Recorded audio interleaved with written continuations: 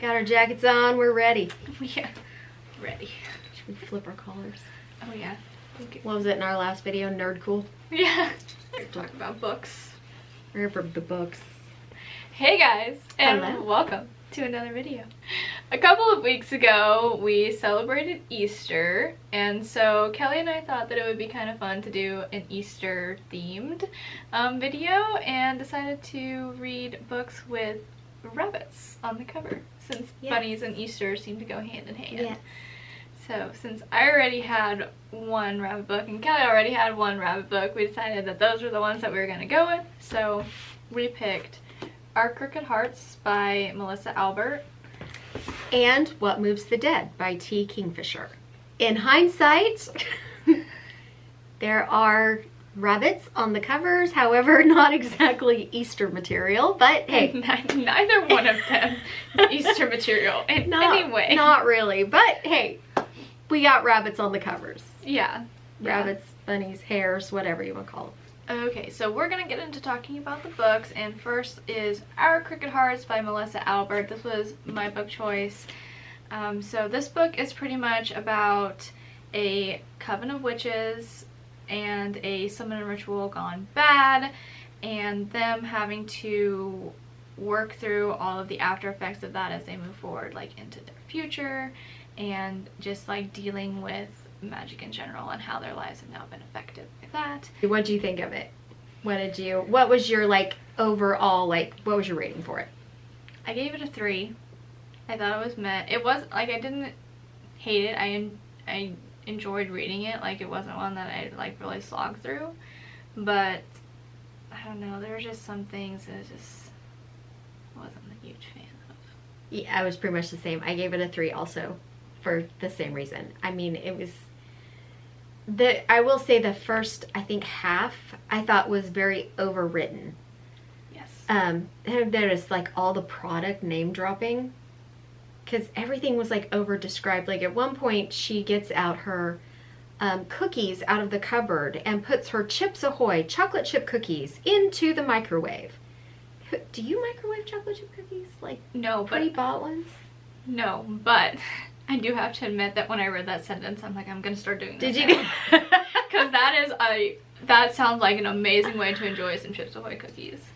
Just some warm cookies and a glass of milk. I was like, I've never taken pre-bought cookies and heated them up in the microwave before, but you know, okay. That's so smart. Anyway, not the point. Point being, it was like, and at the time that I was reading, and come to find out that scene does play out okay, but at the time I was reading, I was like, who really cares that she's putting Chips Ahoy chocolate chip cookies in the microwave? Yeah. It was just like, okay, that did make sense later on. But there was a lot of things like that. It was like product name dropping a lot, and it felt like she was trying to do, well, I mean, like Grady Hendrix does it a lot, the product dropping, but his is like set in the decades ago, and it's for a feeling of nostalgia that brings up. There was just no reason, and there was like, yeah, name dropping constantly, but I do feel like the first half was overwritten in that sort of sense. Things were way too described, but I think that leveled out over the last half of the book. It kind of quit doing that. So yeah, there definitely wasn't near as much toward the end. So it was a little uneven in that way, but yeah. But yeah, I thought it was just kind of I mean, it was pretty predictable, I thought. You knew where it was going from the get-go. Oh yeah. So yeah, I don't know. There was never a moment where I felt like super attached to any of the characters either. Like I thought that Ivy was a decent main character, but I mean, something happened to her. I wasn't gonna be like, oh no, Ivy. I also didn't like her and Billy. That just felt thrown in there. I know that there was like it had a bit of a purpose to it because it like dealt with her memory loss and all of that, but like at the same time, like it felt like their romance was just thrown in because she's like, oh, I need a romance in this book somewhere. Yeah.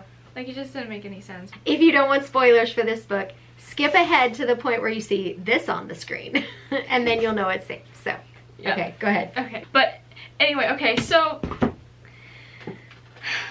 When Ivy's mom used the box, the gold box, to make her forget magic, and she forgot about Billy. Right.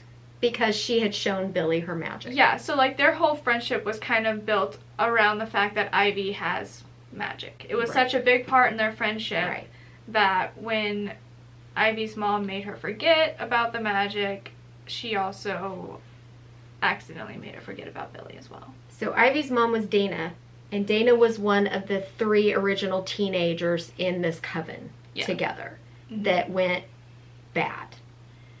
And at a summoning ritual, which they did not know, Dana and Fee did not know that this was a summoning ritual. No. Marion, their friend Marion, whom they had met over that summer, is the one that brought magic into this, the 3 of them, and was teaching them out of this book, this occultist book she found. So she was really kind of into it, and, you know, very iffy morals on how to use the magic and things like that. But in this ritual, in order to stop it, they're trying to summon this Astrid. Was that her name? Yeah, Astrid Washington. So they're trying to summon Astrid out of this kind of middle plane that when Astrid had been, was she burnt? Did they burn her, or did they just hang her?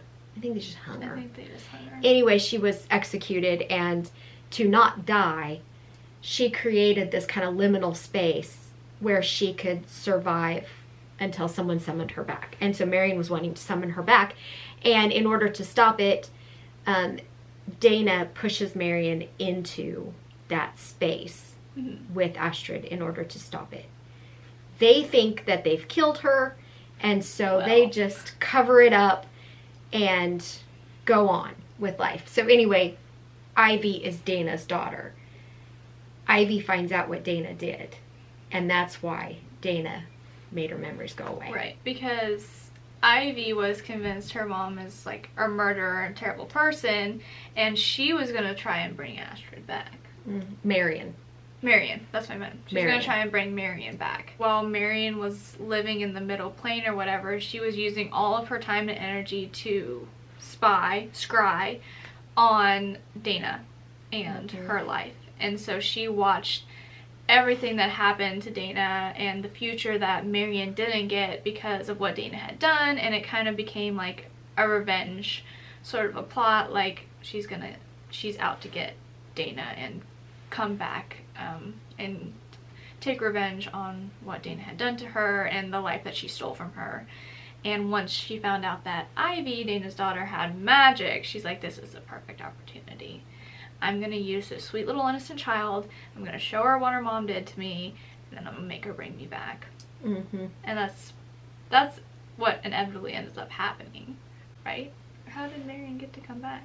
Oh, she found the spell in the book. She went to Astrid, and she made Astrid look in the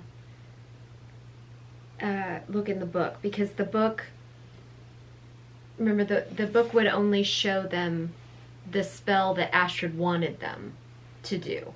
And so whenever Marion would look in the book,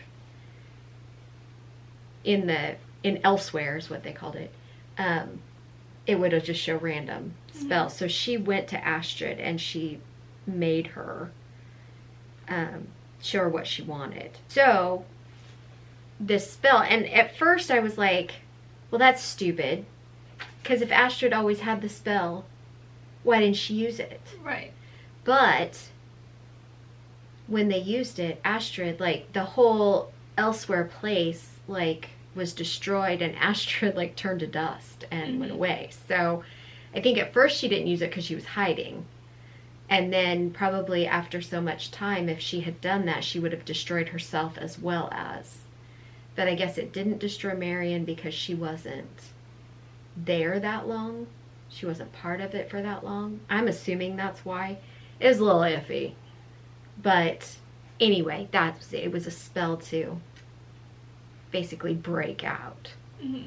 So. Yeah. So Marion brought herself back. Marion brought herself back. But yeah, once Dana found out that Ivy had seen Marion and seen what she had done, she was like, we can't have this. She had found Ivy scrying and talking to Marion in like a mirror and stuff like that. So she's like, oh, this is not good. This is not good at all. And so she went to her little safe that she had in their house and brought this little golden box to Ivy, which she had picked up at a flea market for witches, pretty much, back when she was a teenager. And it was like a memory box. So she had Ivy prick her finger and put her blood onto the box, and then it just took all of her magic, all of her memories of magic away from her. And anything attached to that, which was why her memories of Billy were gone. Yes. Then. Yeah. That was the big plot hole for me. Because, okay, I could, if you don't think about it too hard, I could buy into most of it. But that one just really, because when Ivy started, she starts like remembering things. Like, she like all of a sudden decides to start snooping because all of a sudden she decides her mom's acting suspicious. Yeah. Even though through the whole thing she's like how standoffish her mom was, how secretive her mom was for all her life. Yeah, and her brother Hank, she has a brother, older brother, who's the same way. Like, oh, that's just mom being mom. Like, obviously there's something weird about her and she's doing some shady things, but that's just mom. Yeah. You know? And so, like, why? But Hank's memories were never wiped. Never. Yeah, no. And it turns out Hank was kind of a little amateur photographer and had Polaroid pictures, like, all over the place in his room. Yeah. And pictures of Ivy and Billy. Yeah, like, it just... everything surrounding her and her loss of memories, Billy, and, like, it just was so bad. So convenient that in, what was it, 10 years? No, but no, it was more than that. 5 years. 5 years. Because they were 12. They were 12. When she took her memories. Yeah. So it was just so convenient that nobody ever mentioned Billy to her. She never ever saw any picture of her and Billy together. Yeah. And because Billy's heart was broken, he never spoke to her again. Like, ever. Never even tried. That was the part that got me. Never even tried. That was one of the, yeah. I mean, obviously, all of those things you just said really got to me because it's like, this makes no sense. Yeah. Because when Ivy finally brought up the whole Billy situation to her brother Hank, he was like, oh, you guys were thick as thieves. You're like the best of friends. And like, all this stuff, and had pictures of them, like you said, pictures of them together. Had pictures of them. And like, and he just said, well, Mom told me not to say anything because you were really hurt and it would be cruel to like pick on you for it, about it, or make fun of you about it. So she told me to keep my mouth shut. No. For 5 years? Right? For 5 years, and like, there's never a slip. You cannot tell me, like, even if my parent had told me that about my I put myself in this situation. I'm Hank, right? My parent tells me to like not go and talk to my little sister about a boy.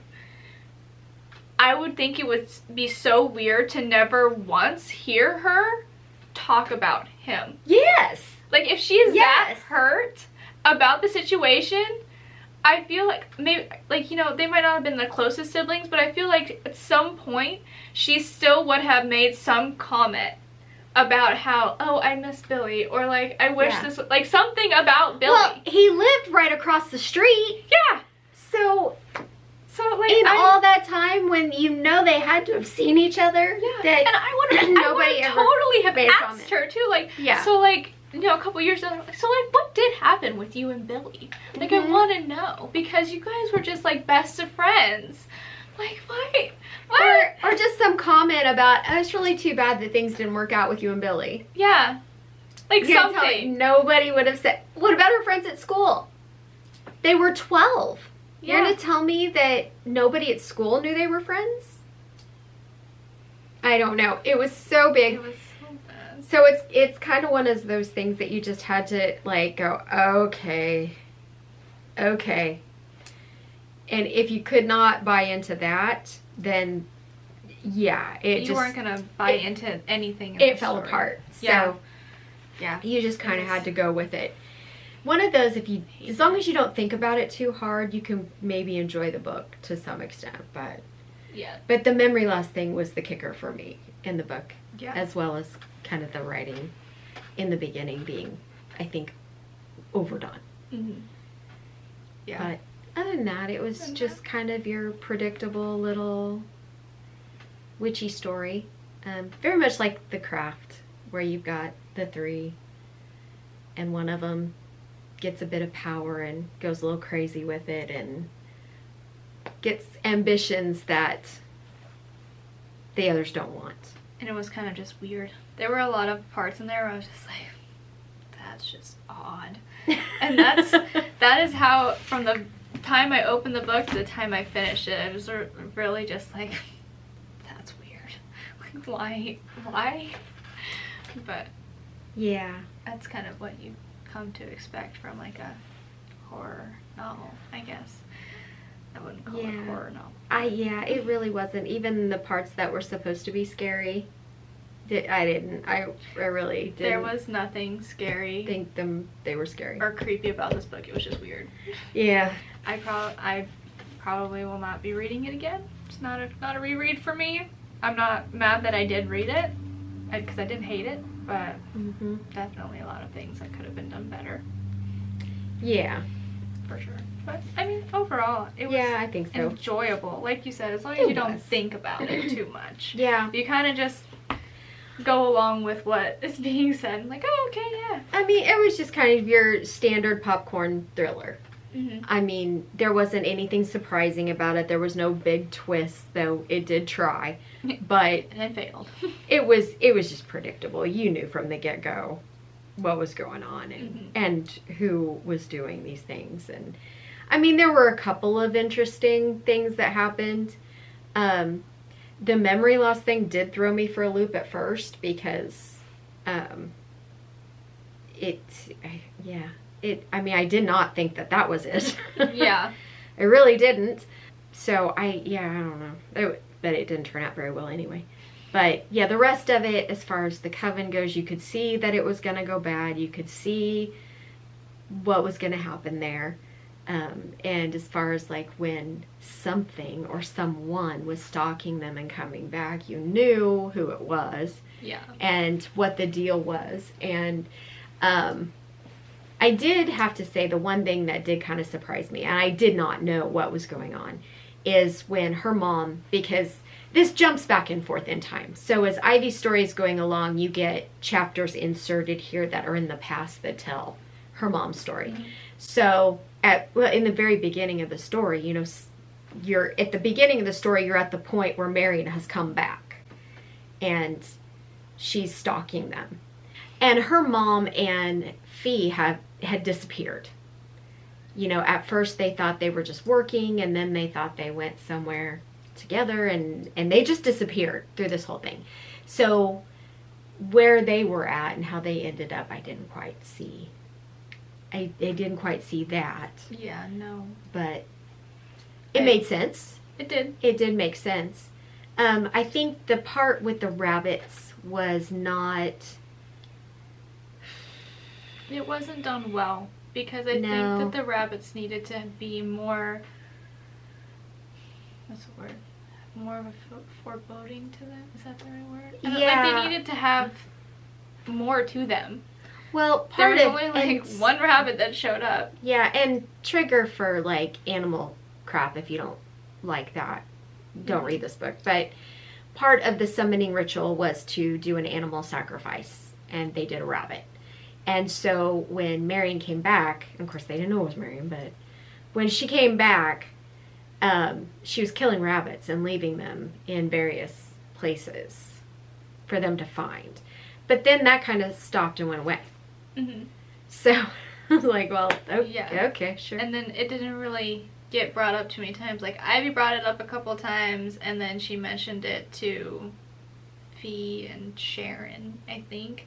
But, like, it just stopped. It was kind of a shock value thing for the first couple of times, and then that's all it was there for. They didn't do a good job. They didn't do anything with it.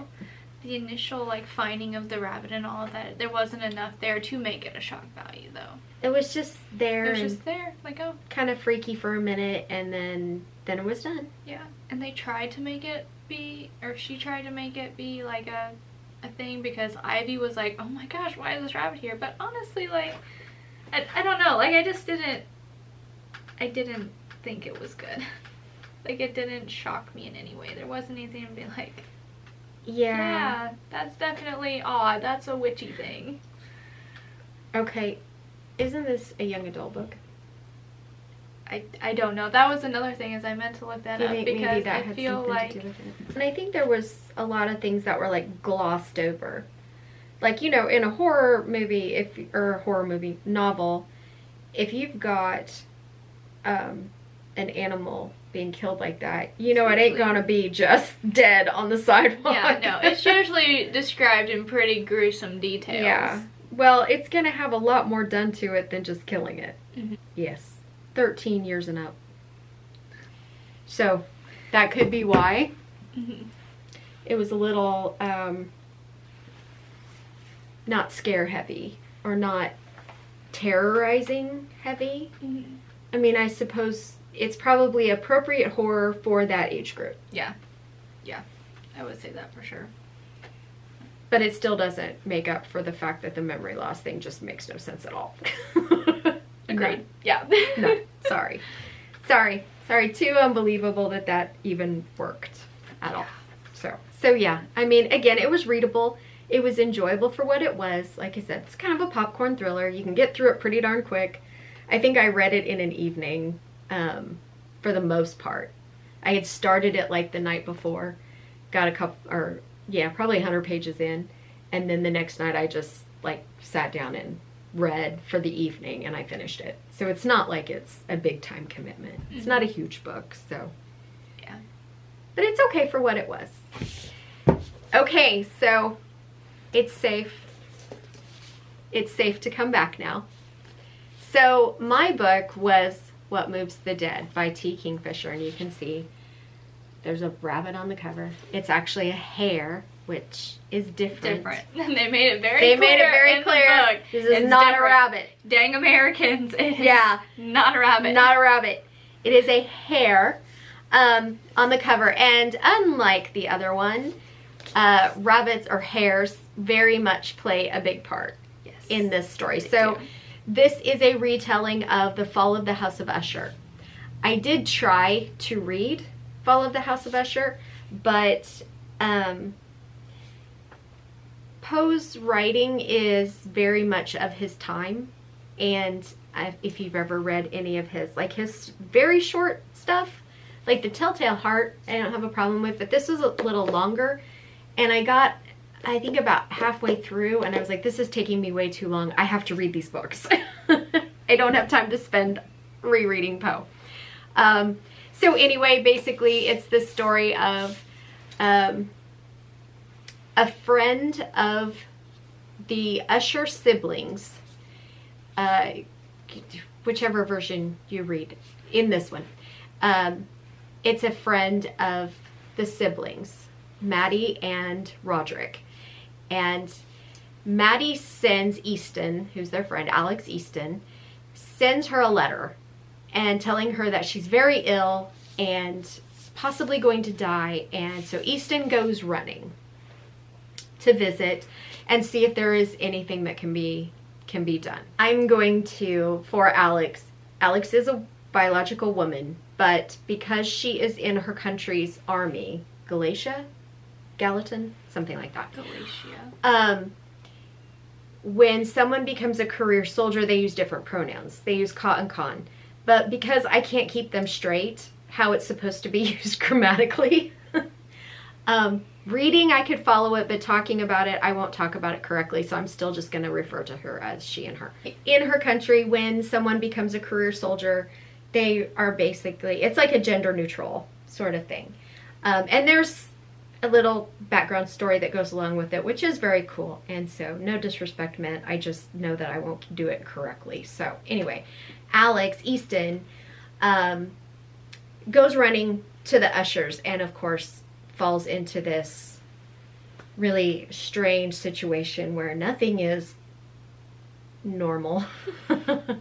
Everyone's acting strangely, and definitely Maddie Usher is dying, but there's just very strange things going on around there. And there is an American doctor who is there, Denton, who basically can't do anything for her, but he keeps kind of saying, you know, he's just an old army surgeon, so he's not the best doctor, but Roderick won't allow any other physicians to come in. There is also a old English woman, Ms. Potter, who is studying the fungus around this area as well, which is odd. And so there's all kinds of strange things. The hairs act very weird, and just show you the inside cover of that. That's what I had nightmares about for a couple of nights after I finished this book. So that's the situation, and it's just very strange and a very toxic environment. Like she feels the weight of like foreboding, and you know, just the house is all run down and moldy and mildewy, and there's this lake, they call it a tarn, which I'm assuming is a pond, that is overgrown and has all kinds of, you know, weedy stuff. And of course there's fungus everywhere because Miss Potter is studying her fungus. So that's just the, you know, the setting up of the story. And of course, you know, things are very icky, as we come to find out. So, it is just a very short book, as you can see, short little horror story about what happens when Easton shows up, and kind of this mystery almost to solve about what's going on and why Maddie's sick and what's kind of haunting this house, sort of. So, I loved this book. Loved it. Our video before about the covers, this was one of my favorite covers. It was very much my favorite cover after I read the book. It was even more so. And I love the book as much as I love the cover. And it did give me nightmares because the hairs are so creepy in this book. So not normal. It creeped me out. It really did. So I gave it 5 stars. I thought the writing was really cool. The story, obviously, how it went along, I thought it flowed really well. I thought it was so well written. I liked Easton as kind of your narrating character. It had a very interesting story. I like some of the background that T. Kingfisher kind of threw in that Poe didn't. So she kind of took Poe's story and built on it. And so Easton had this really cool backstory. And I think, you know, I think all the characters, for such a short book, I think everybody was fleshed out really well. Yeah. And I liked I don't know, I liked everything that happened in this book. I loved it. Yeah, I enjoyed it as well. It wasn't a 5-star for me, it was 4 stars. I do think that for it being as short as it was, like, it still felt like a very complete story. Mm-hmm. And I think that that's something that is really difficult to do when it's less than 200 pages. So yeah. It was definitely very well done. I enjoyed reading it. I read it very quickly, mainly out of necessity, but also because it was really easy to get through. So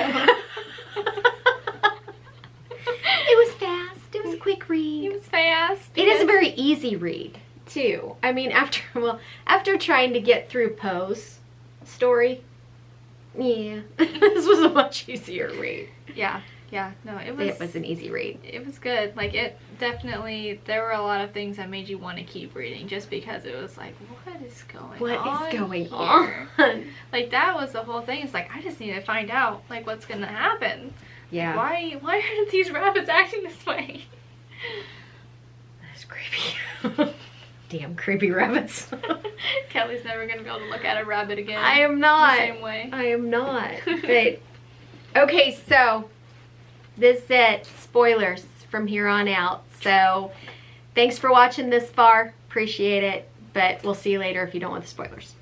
Okay, so Maddie's acting really strangely for being a very ill woman. So she's like so weak and she doesn't eat, and you know, but then she'll be out sleepwalking at night and she's talking strangely and all of this. And Easton, bless their heart, they think it's just because like a lack of red meat. Like because the doctor says she's anemic. Right. Mm-hmm. Oh, and my gosh, the one scene where she's sleepwalking and Easton tries to stop her, and they have their hand on her arm. Mm-hmm. And when they pull their hand away, it's like the hairs on her arm rip off, and they're not hairs. I'll get to that in a minute. Oh my god. So anyway, Easton decides to go out, and they make a trade for a cow, and then comes up with this big story about how they mistook a cow for a deer, and so that he accidentally shot the cow while hunting. Yeah, so that they'll make they'll take it and not think of it as charity. So anyway, Easton is hopeful that some red meat will make Maddie feel better, and you know, all of this kind of thing, but it doesn't, because by this time it's too late for Maddie already. So Maddie dies, and Roderick is acting very strange too. And Easton talks about how Roderick has always been like a really nervous sort of guy. And so that wasn't anything new, but it was like extreme, like jumping. He was jumping at noises, and it was like Dean in the Ghost Sickness episode of Supernatural. Yeah. Like everything was scary. Everything was scary. So, and of course this doctor doesn't know what's going on, period. So Maddie dies. And before Easton is even told, they have her wrapped up and down in the crypt, and they won't let Easton see her. The crypt, which is underneath of their house, mind you. Yeah. They literally have a little cemetery. Yeah, we're like all of in the basement of their house. All of the Usher ancestors are all down in here. And again, this house is like crumbling, falling apart. Mildewy, moldy, dark, dank house. They don't even have any like type of electricity or anything like that. Like you have to navigate by candlelight. Yeah. It's, like they can only afford to heat like a few rooms in the house. They only have like a few servants or maids or like whatever. It's like, oh. Yeah. It's a creepy place. So anyway, they won't let Easton see Maddie's body. And Easton is like thinking this is odd, but he wants to respect their wishes because Roderick is acting very odd and everything. Anyway, Easton decides to investigate. Thank goodness. Because they just can't shake that something's wrong. Well, and then the next morning, remember, he comes down and Roderick is all about that he's hearing her on the other side, pound knocking, and I can hear her in the crypt. Yeah, she's calling me to let her out, and well, Easton thinks that Roderick's about her just having a nervous breakdown and stuff, but then Easton thinks maybe they ought to go investigate and see. Well, because too, like the whole thing with her death, it was very weird how it was handled.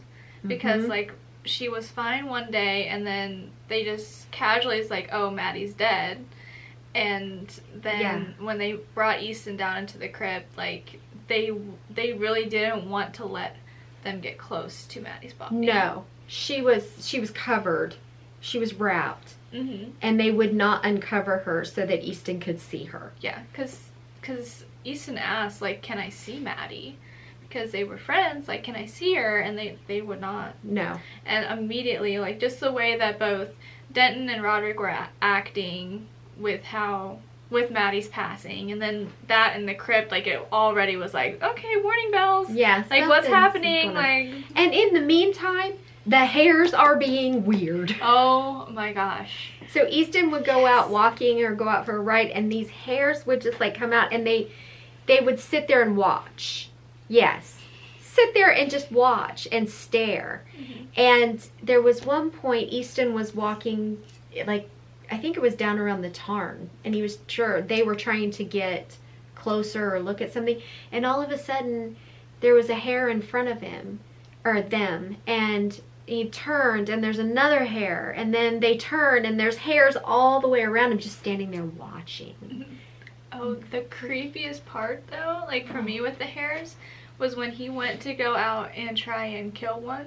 Yes. Because they were going to autopsy one of the hares and like look at it and see like, okay, there could be a connection between like what's happening with Maddie and these hares, because all the townsfolk were telling him like there's something wrong with the hares up by the Usher estate. Yes. There's something wrong with Well, these. and Easton thought that maybe whatever was making the hares act strange was making Maddie sick. Mm-hmm. And so, yeah, they were gonna autopsy he and the doctor one. were gonna try and pick one apart. So he goes out and he goes hunting for the hares. He finds one on a trail, and he didn't want to shoot it right away because he's like, I don't want to shoot one that's not infected, right, or whatever. Right. So he lets it do its little stand there and stare at me until I'm like right and there. And they would like and they don't just they like walk. They don't like they hop don't walk. with They normal drag. Drag. Yeah. It's like oh, but there's a reason for that. So. Oh.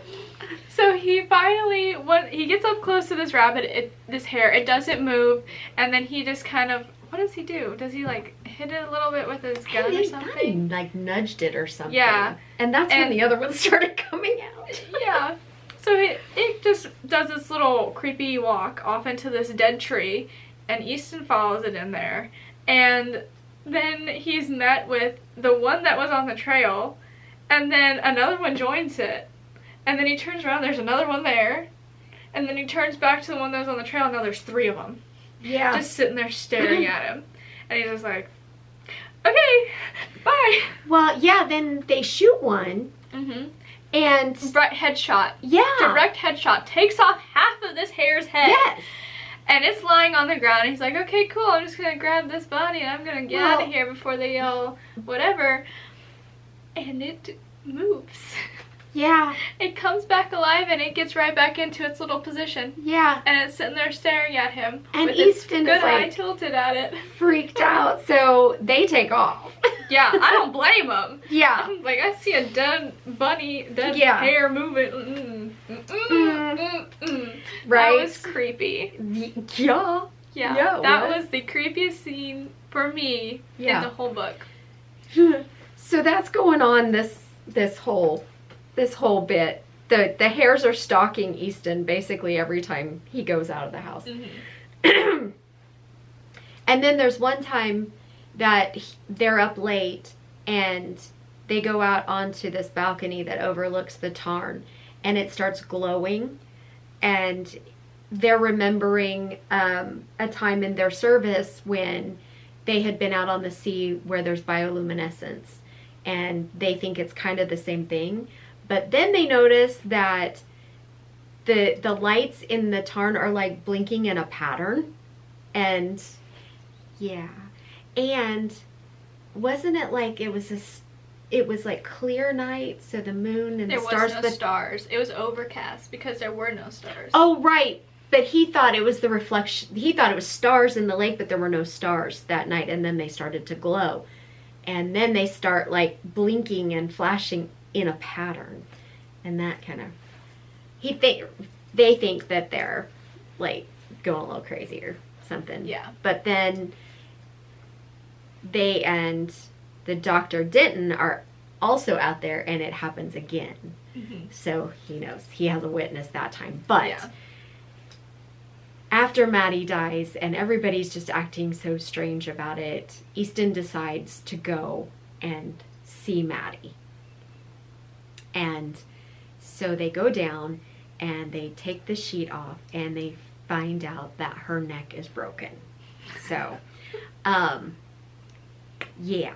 So her neck is broken. Mm-hmm. I don't know if when he moved, or they moved the sheet, she she rolls or something. Because I remember there was a part in there when Easton had said, like, the form under the sheet, it looked right. Oh, yeah. But I think when they took the sheet off, they must have bumped her or something, and then her head, like, you know, then falls at an unnatural angle, and he knows that her neck is broken. So now, not only is the mystery, why was she ill, why is she sick, but also who killed her. Yeah. Yeah, and Easton's also remembering how strange that she acted, the times that she would be sleepwalking and they would try and go take her back to her room, and she would be like talking nonsense and saying all of how this many stuff. of them there are. There's so many of them here. Yeah. Yeah, no, and then that last one was the breathing. That breathing was so hard.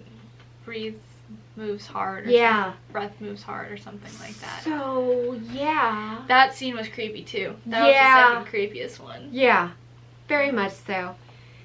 So, yeah, Easton obviously goes and confronts everybody and such, and Roderick killed her and Denton helped cover it up. But did they autopsy Maddie, or did they finally go get a rabbit? They went and got a rabbit. They went and got a rabbit. They found one that had drowned Right. in the tarn. Yeah. And they brought that one in to autopsy it. Yeah.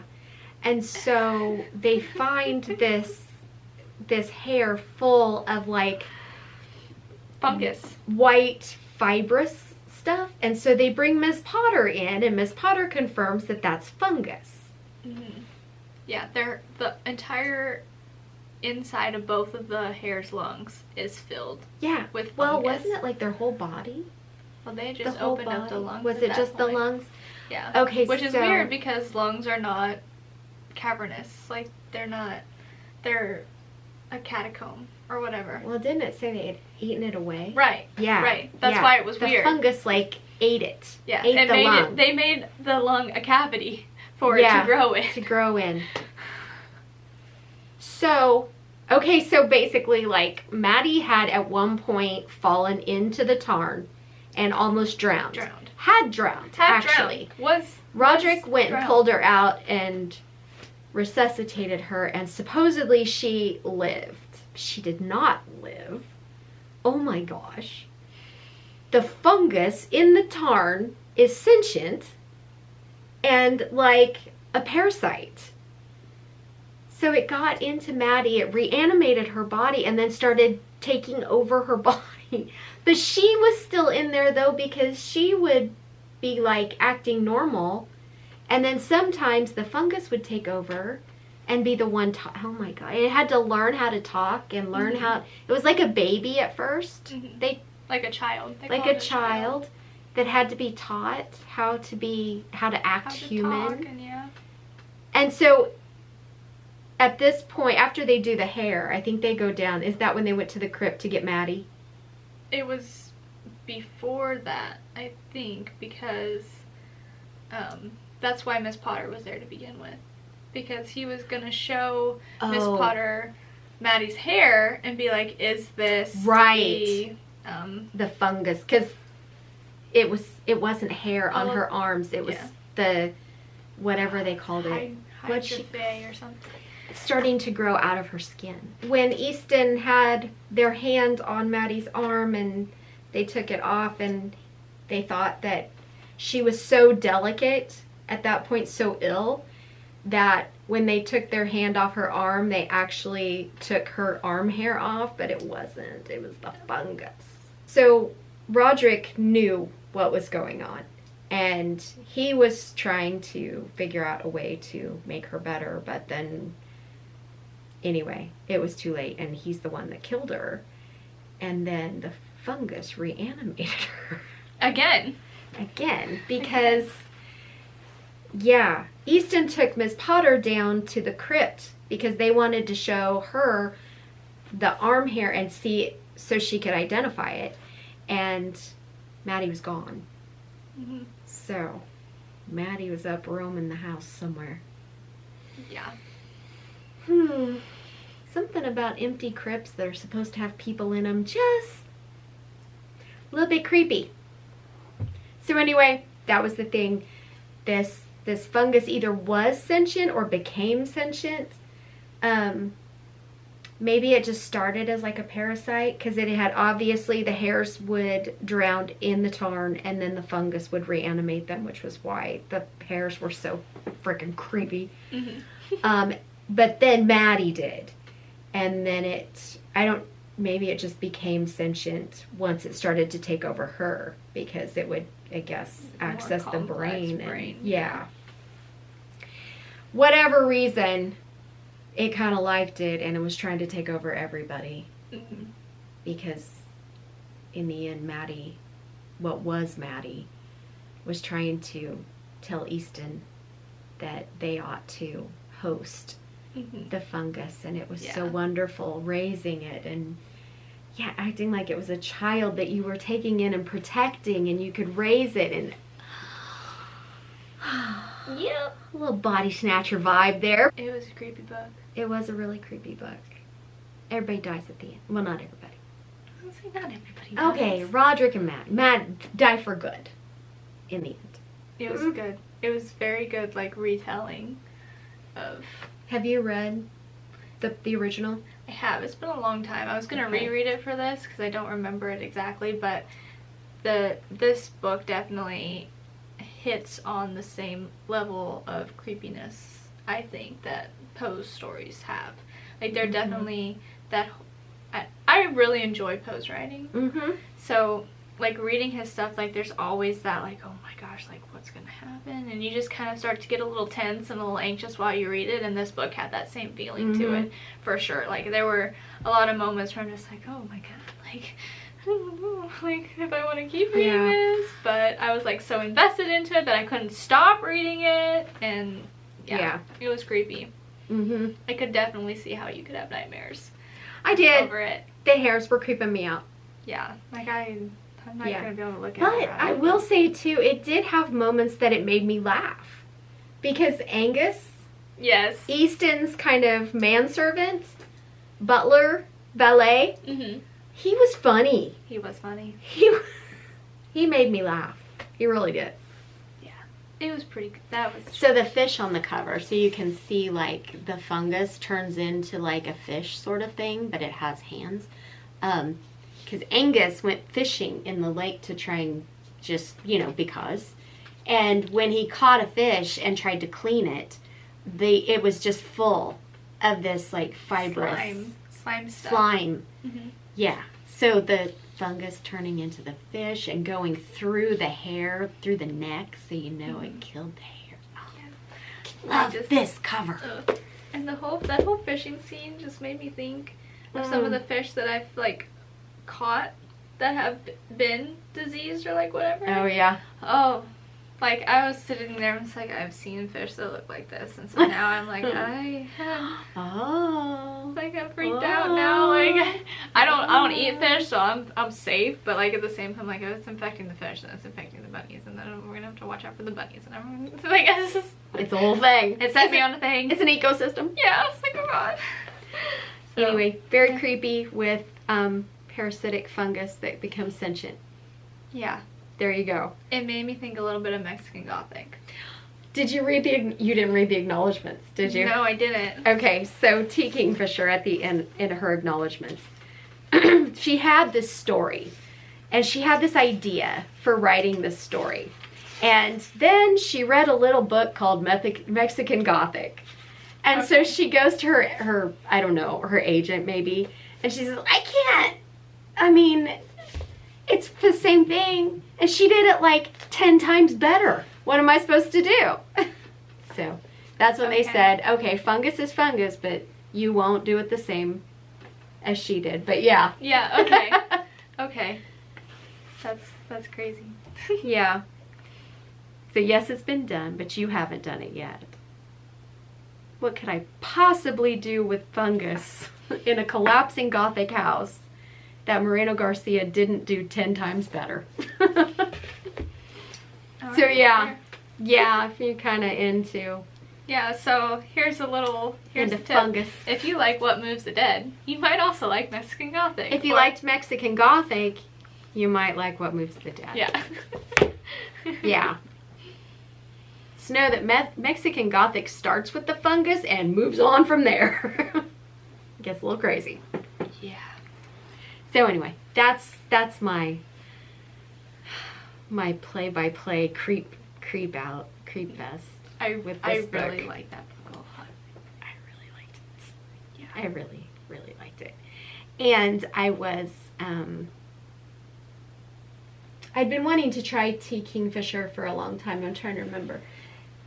She is an extremely eclectic writer because in doing my little experiment with Cozy Fantasy, I read A Wizard's Guide to Defensive Baking, which, I mean, it is like I'd say a middle grade chapbook kind of feel. So incredibly different than this book. So I'd say if you have read T. Kingfisher before and you didn't think that you liked what you read much, go ahead and give this a try anyway, because her books are so very different from each other. Like crazy different from each other. So you might just like it. So there you go, our Her Easter experiment. We probably would have done better like reading Peter Rabbit or something. Probably. Like that. You know, ironically enough though, the whole no body in the crypt, Yeah. same thing with Jesus. So Oh, well, there you go. there's our The Easter empty tie-in. The empty tomb. Yep. Don't come after us for being irreverent. I'm just saying.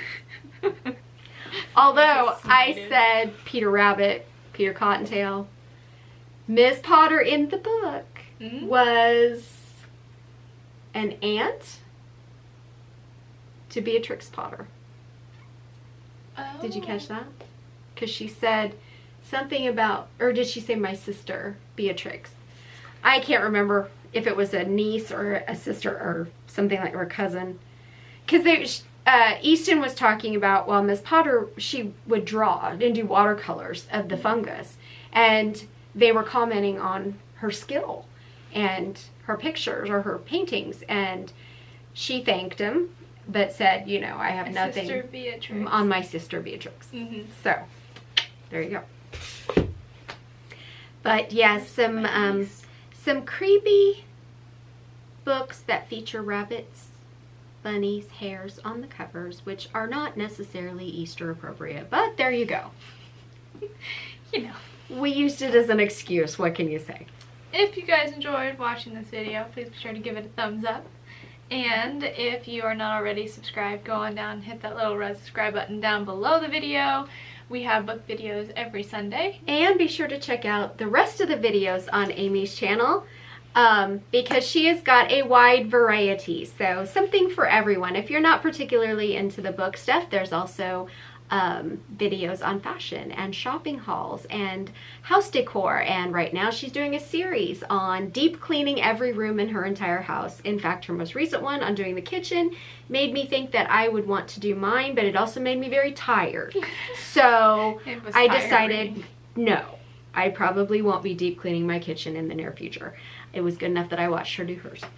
So if you like that sort of stuff, she also has a blog that is got even more content on it, so that be sure and check that out. And you can find us both on Instagram. Yep. At Katie Reads and at @_everyday adventurers. We hope you guys enjoyed watching. And I'm Amy. And I'm Kelly. And we are The Everyday Epic.